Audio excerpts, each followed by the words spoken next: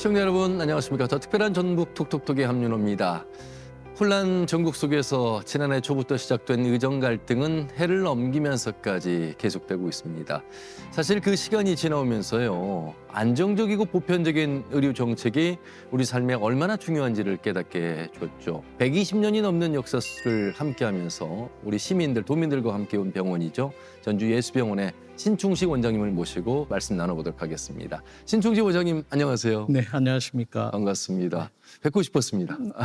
예, 저도 이 자리에 오래전 얘기 듣고 참 기대하며 왔습니다. 예, 아마 우리 도민들도 원장님의 말씀에 귀담아 드렸지 않을까 싶은데요. 그 예수병원 역사를 이게 제가 지금 소개해드리면서도 네. 126년 맞습니까? 네, 올해 126주년입니다. 와, 그러면 100년 전으로 거슬러 가도 1924년이니까 1898년. 네, 1898년도에 마티 잉골드라고 하는 26세 여자 의사 선생님이 미국에서 오셔서 최초로 호남 지역에서 진료를 시작을 하시게 된 것이 네. 예수병원의 출발이라고 생각이 됩니다. 민간으로서는 뭐 최초가 전주 예수병원이 아닐까 싶은 생각이 듭니다. 아마 서울의 재중원과 아마 예수병원이 그렇죠. 거의 비슷한 시기에 서양 의학이 시작된 걸로 알고 있습니다. 예, 우리 원장님은 이제 전공이 정형외과시고 병원장을 맡으셨습니다.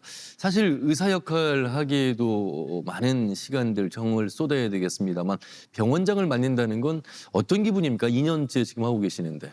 이제 의사의 역할은 주로 환자분들과의 1:1 관계가 주라면은 병원장의 역할은 한 병원의 역할이 이 지역 주민에 영향을 미친다고 생각을 하거든요. 그래서 예수병원에 약 1,650여 명의 직원이 있고 의사들은 전문의만 160명 있기 때문에 1:1 관계가 아니라 이 전주 지역과 전라북도를 책임져야 되는 그런 좀 짐을 지는 부분도 있고 또 한편으로는 얼만큼 자유의료 시스템을 갖춰가느냐가 우리 전라북도 도민들에게 큰 도움이 될 수 있다고 생각되기 때문에 그런 개인적인 진료 의사로서의 역량과 또 병원장으로서의 역할은 그런 부분에서 좀 차이가 있다고 생각이 됩니다. 예, 원장님도 의사시지만 사람이시잖아요. 네. 이 과거에 보면 언제부턴가 사스나 메르스나 신종플루 또 코로나 시대를 겪었잖아요. 이제 혼자서 감당하기 어려운 팬데믹 속에서 이 의료라고 하는 영역은 굉장히 더 중요해졌다 이렇게 좀 봐야 되겠습니다. 네, 이전에 메르스 때가 가장 좀 팬데믹의 시작이라고 생각이 되는데요. 예. 그때 보면 각각의 민간의 병원들의 역할이 그때부터 많이 부각이 된 것 같아요. 보건소라든지 의료원 또 국가기관을 통해서 운영되는 의료기관들만으로는 단시간에 발생한 다량의 환자들을 해결할 수가 없는 부분이기 때문에 어쩔 수 없이 민간 의료가 함께 해야 된다고 생각이 들고요. 오히려 민간 의료기관에 더 많은 전문 분야의 의사들이 있다고 생각이 됩니다. 그래서 의료 자체가 이제는 뭐 국립이냐 공립이냐 또 사립이냐 이런 개념을 떠나서 하나의 국민들을 위해서 함께 일을 해야 된다고 생각한다면 이제 공공의료라는 개념에서는 특별히 국가기관이나 또 사립기관을 구분할 필요는 없다고 생각합니다. 당연히 도민들을 위해서 해야 되는 부분이기 때문에 앞으로는 아마 많은 사립병원들이 공공의료 사업에 참여를 많이 할 거고요. 예수병원도 최근에 2, 3년간 많은 공공의료 사업을 감당하고 있습니다. 예. 예수병원 원장 역할도 힘드실 텐데 또 18대 전북병원의 회장도 맡으셨어요. 네네. 몸이 10개라도 부족할 것 같습니다. 전북병원협회장으로서 이제 각오라면 예수병원뿐만 아니라 전라북도 내에는 병원급으로 등록되어 있는 분들이 약 170여 개의 병원이 있습니다. 자, 각각의 병원들이 이제 크고 작은 차이는 있지만 이 개개인의 환자를 입원시키는 것이 아니라 이제 많은 환자들을 입원시킬 수 있는 아무래도 규모가 있기 때문에 그 병원들의 역할이 굉장히 지역 주민들에게 큰 영향을 미친다고 생각하고요. 그리고 대한병원협회와 함께 협력해서 그런 이 지역에서 우리 병원협회가 어떤 역할을 할 수 있는지 좀 역할을 찾아보는 부분에서는 굉장히 봉사하는 자리라고 생각되고 또 많은 병원협회에 참여하고 있는 원장님들과의 관계를 통해서 지역 주민들에게 더 좋은 의료 서비스를 제공할 수 있는 그런 변화하는 좀 계기가 되지 않을까 그렇게 생각해서 감당을 하려고 하고 있고요. 또 예. 여러 가지 좀 구상하고 있는 것이 있습니다. 예. 좀 불편한 질문이 될 수도 있겠습니다만 풀어야 될 또 질문이 있지 않을까 네네. 싶습니다. 의사협회 또 의대 할 것 없이 정부와의 의대 정원 증원으로 인한 갈등이 해를 넘겼습니다.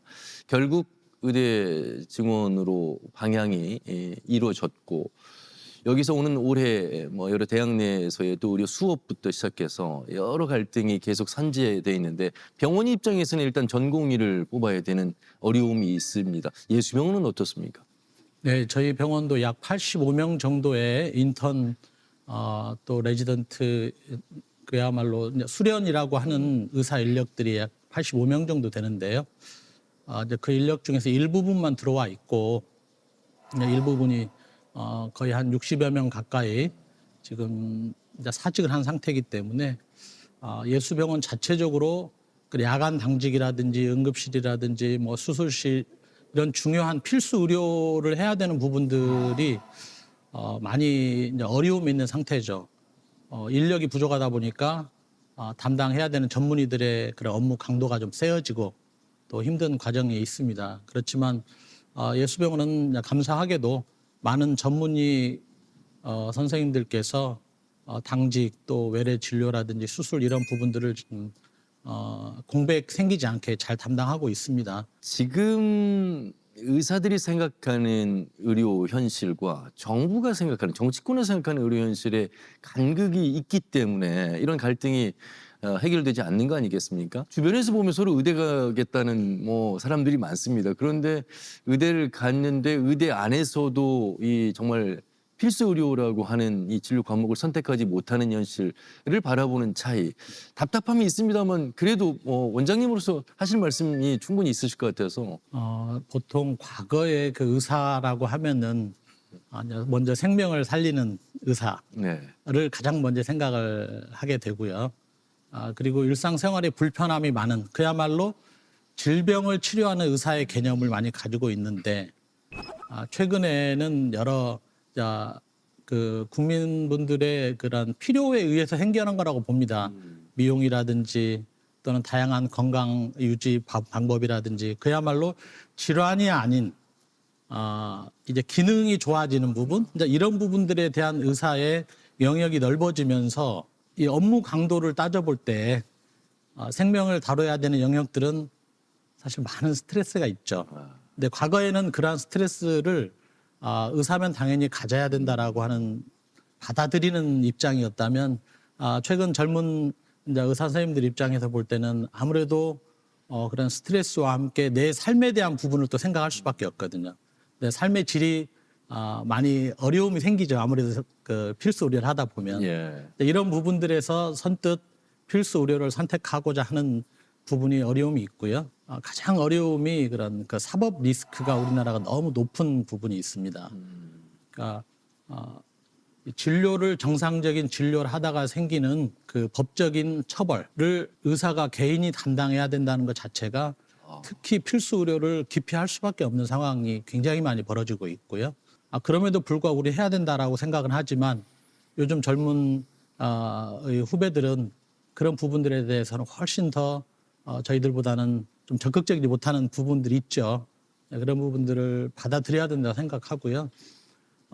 또 국가나 정부의 입장에서는 국민들의 의사를 만나기가 어렵다거나 필수 의료가 부족한 부분들에서 어떻게 해서든지 국민들의 필요를 채워드리고자 하는 것은 저희도 당연하다고 생각합니다.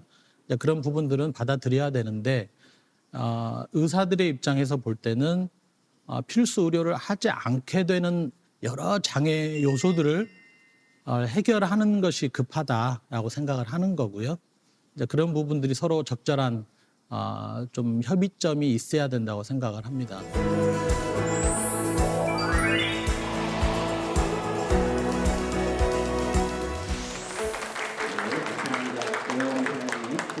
둘, 셋.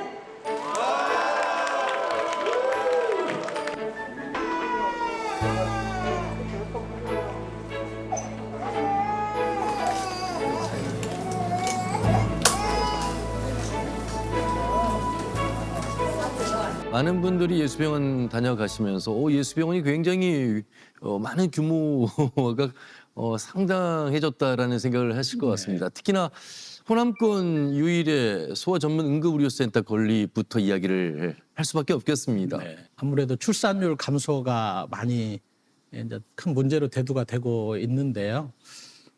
그 중에 하나가 이 진료를 받을 수 없는 의료기관, 아이가 그냥 태어나게 되면 필수적으로 결국은 병원에 갈 수밖에 없는 상황들이 자주 벌어지는데, 물론 전라북도에는 원광대병원과 또 전북대병원 이렇게 대학병원들이 있지만 또 전북대병원에서 해야 될 역할은 반드시 있다고 생각이 됩니다.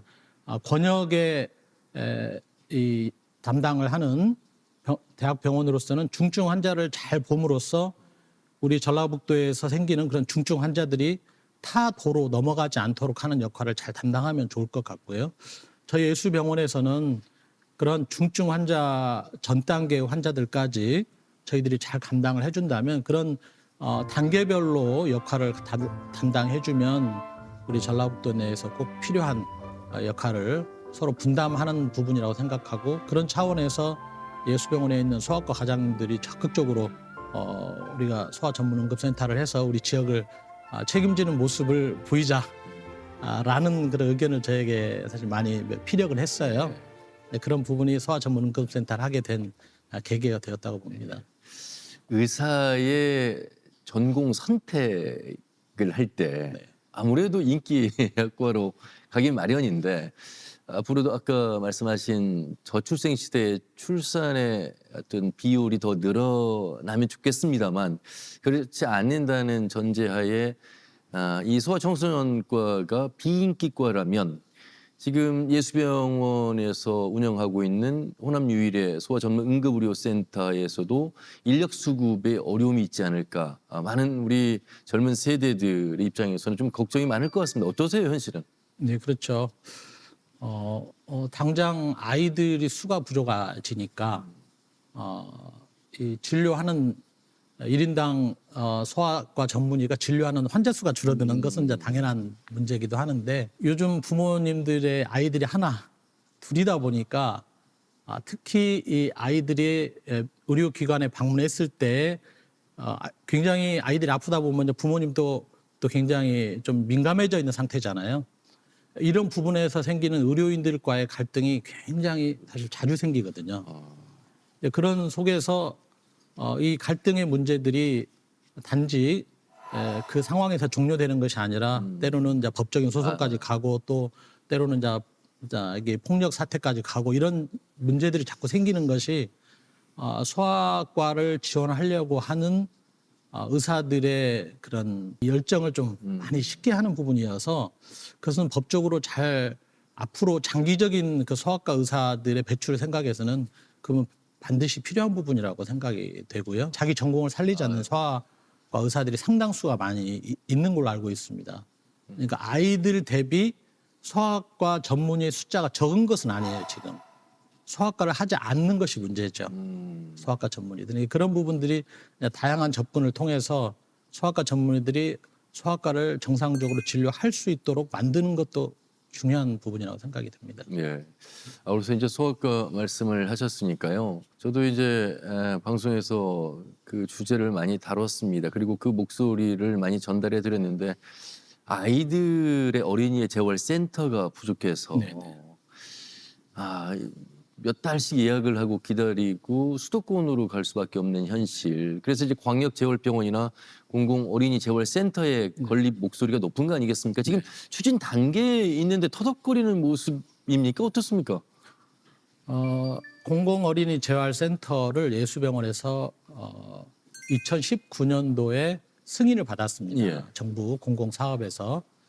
그리고 2년 후에 권역재활병원에 대한 또 공모가 있어서 예수병원에서 이제 같이 그 사업을 두 가지를 같이 하다 보니까 같은 재활 파트니까 통합해서 하자라고 하는 의견이 나왔었고, 그것을 국가에서 심의하고 허락하는 과정까지가 약 한 3년 정도 걸렸습니다. 그렇군요. 그리고 이제 22년도 초에 승인이 되어 가지고 진행하는 과정에서 타당성 검토라든지 또 여러 가지 심의를 거쳐서 이제 올 10월까지 최종 모든 과정이 다 마무리가 되었습니다. 그래서 이제 시작을 하는 건데 말씀하신 대로 이 전문 재활센터가 없다 보니까 이 아이들을 전라북도가 아닌 타 지역으로 부모님들이 데리고 가서 재활을 하고 오는 건데 이 재활이 몇 개월 만에 한 번씩 가는 게 아니고 자주 가서 진료를 받아야 되는 상황이다 보니까 전북도에 계시는 분들로서는 많은 어려움이 있습니다. 네. 그래서 그런 부분들을 이제 예수병원에서 감당을 하게 되는 참 좋은 일이기도 하고요. 그리고 앞으로 전라북도에 장애인의 비율이 타 도시에 비해서 가파르게 증가할 가능성이 높습니다. 그러니까 앞으로 재활에 대한 요구도가 훨씬 더 많아질 거라는 생각이 들고요. 그래서 아마 내년부터는 25년도에 이제 본격적으로 저희가 재활병원 착공이 아마 시작될 것으로 생각이 되고 있습니다. 네. 자, 그리고 전주권역 책임 의료기관으로도 지정이 됐습니다. 네. 어떤 역할을 하게 됩니까? 한 병원이 감당할 수 없는 여러 가지 영역들이 있습니다. 그러니까 중증 응급 환자가 발생했을 때 예수병원에서 모두 해결할 수 없거든요. 그랬을 때 어느 병원을 통해서 어떻게 해결하고 하는 그런 시스템, 그러니까 이송하거나 전환한다거나 또 그리고 중증 치료를 받은 암이나 다른 중증 치료를 받은 환자분들이 다시 재발하지 않도록 또 관리를 해준다거나 또 뭐 신생아나 또 재활 환자분들을 저희 병원만 관리하는 것이 아니라 그 지역 예수병원에 담당하고 있는 지역은 지금 전주, 완주, 김제, 무주, 진안 이 지역을 담당하고 있거든요. 이 지역에 있는 재활이나 또 중증 응급 환자라든지 신생아라든지 또 산모 관리라든지 이런 부분들을 그런 몇 가지 영역에 한해서는 예수병원에서 그 지역을 책임지고 관리를 해드린다는 개념이기 때문에 아직은 이게 전문화돼 가지고 그 부분을 구체적으로 하고 있지는 않지만 의정 갈등 동안에 병원에 많은 업무들이 증가된 상황에서도 국가에서 진행하는 공공의료 사업에 예수병원 좀 직원들께서 함께 해주시는 부분을 저는 굉장히 자부심 있게 생각하고요. 오히려 본인들의 일이 더 늘어나는데도 불구하고 적극적으로 이렇게 지역을 감당하고자 하는 마음을 보여주시고 또 실제적으로 엄청 많은 역할들을 좀 하고 있습니다. 네. 감사하게 생각합니다. 말씀하신 대로 병원의 건립 이념도 그렇습니다만 병원의 공공의료 정책들 사실 국내에서뿐만 아니라 도내뿐만 아니라 해외에서 최근에 몽골에서 우리 원장님 감사장도 받으셨고 네네. 몽골에서 많은 의료인들이 우리 예수병원을 다녀갔는데 하루 이틀 다녀간 코스가 아니었더군요. 네. 이번에 이제 몽골의 영사님께서 예수병원에 오셔서 이제 감사장을 전달해 주시는 이제 기회가 있었는데 저도 몽골에 있는 뭐 전문의 또는 수련의 선생님들이 오셔서 한 달 내지는 3개월 정도 수술실이라든지 뭐 투석실이라든지 또 이렇게 직접 의료 현장 또 가서 직접 보고 본인들도 함께 하는 그런 실습의 과정들을 겪었었거든요. 몽골에 가서 아무래도 향상된 의료 서비스를 할 수 있도록 도와드리는 그런 부분인데 그런 저희들의 그 노고를 몽골의 영사님께서 좀 취하하시는 계기가 되었다고 생각이 됩니다. 예.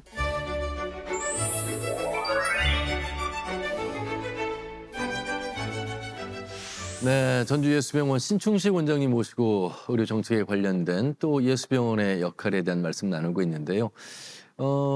역할들이 앞에서 많다고 말씀을 하셔서 꼭 임기 중에 예수병원의 원장으로서 또 전북의 병원 회장으로서 이런 일들은 특히 공공의료 정책 아마 강조를 많이 하셨는데 그 가운데서도 이런 것만큼은 내 임기 내에 좀 하고 싶다 어떤 목표가 있으실까요?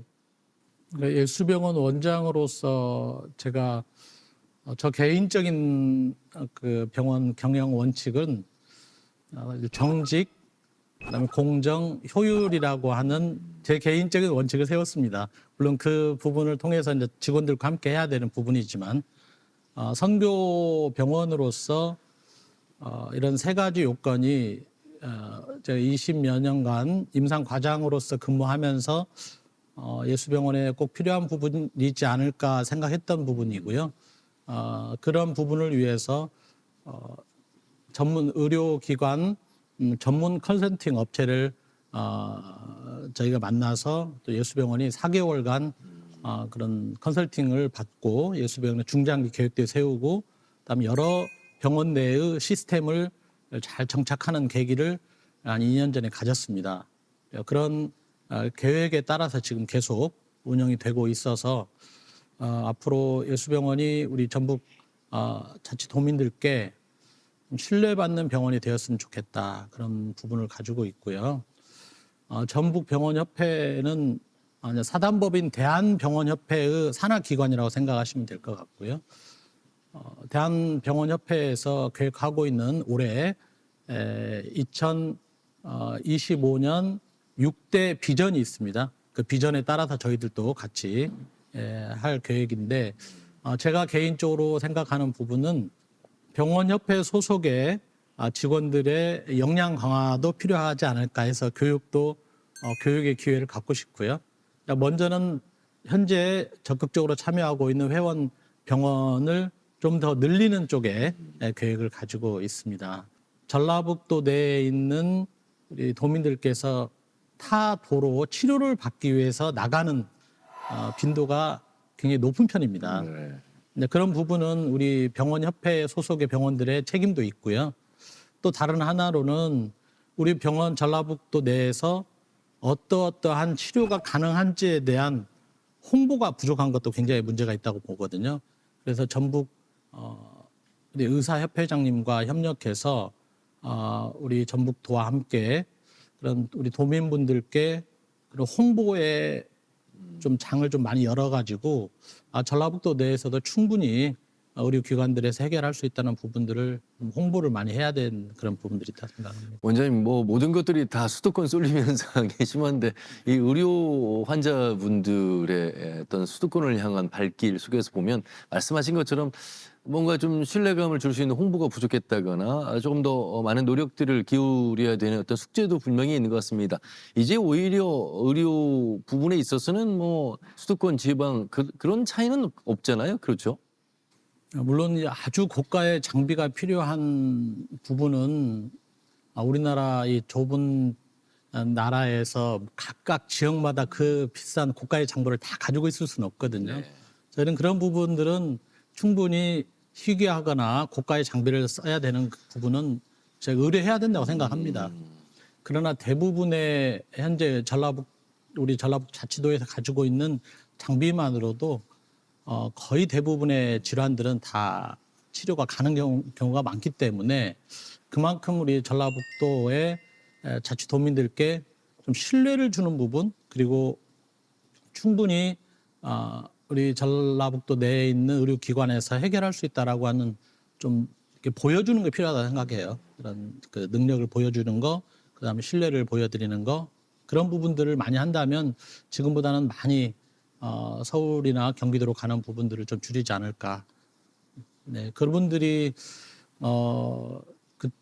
가서 물론 좋은 의료 서비스를 받을 수도 있겠지만 짧은 치료를 위해서 많은 시간 이동해야 되고 또 때로는 하루에 다녀올 수 없는 거리라면 그곳에서 또 숙박을 해야 되고 네. 많은 어려움이 있는 걸로 알고 있습니다. 비용적인 것뿐만 아니라 심정적으로도 어렵고 내 지역이 아니지 않습니까? 그러니까 굉장히 그런 심정적 어려움이 있기 때문에 저희는 그런 부분을 의료기관에서 좀 마음을 이해하고 최대한 우리 전북 자치도민들을 위해서는 타 지역으로 가지 않도록 하는 노력이 좀 많이 필요하다고 생각합니다. 예. 원장님 말씀 듣다 보니까요. 이미 준비된 원장님이시지 않았을까 싶습니다. 오랜 신앙생활 속에서 항상 늘 환자들을 또 의료인들을 위한 마음이 있으셨고 그 누구보다 오래된 126년의 전주예수병원이 공공의료로서 우리 시민들과 도민들과 함께 가고자 하는 그런 마음이 원장님을 통해서 오늘 전달이 된 것 같습니다.